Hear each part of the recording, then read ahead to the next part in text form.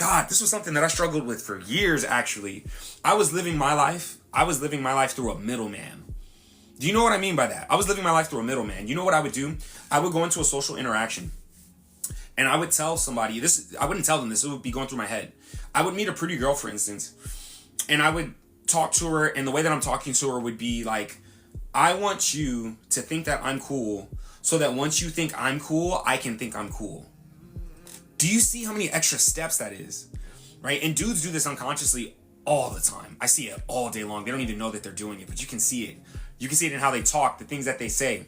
It's like they're talking to the girl and they're saying, please accept me, because once you accept me, I'll know that it's okay for me to accept myself.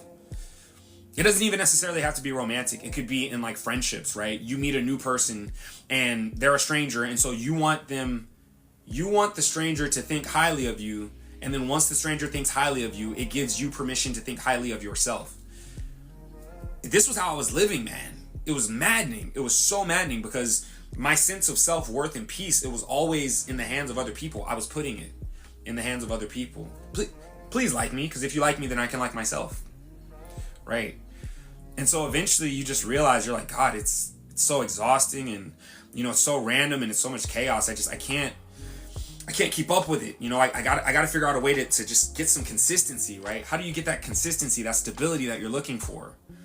Right? And oftentimes people, they project it outward, right? They think that the stability that they're looking for comes with a specific achievement. They're like, once I get 6 figures, right, then I can accept myself, because other people are going to accept me because I make money. So now other people accept me, I can accept myself, right? I have to get super muscular. I fell into this trap too. Now I work out just because I enjoy it. It's cathartic, right?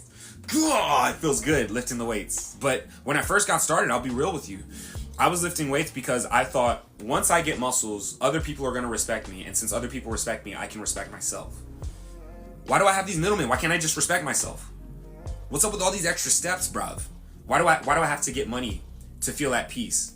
I have to get money so that other people aren't telling me that I'm worthless. And then once other people aren't telling me I'm worthless, then I can feel like I have value, because other people aren't telling me I'm worthless. You know what the messed up part about it is? You can get to that place. People can still call you worthless. Isn't that messed up? Is we think that the answer is becoming undeniable, but dealing with other human beings who are free and have their own choices, you can become undeniable. People can still deny you. People will still deny you, even after you've become undeniable.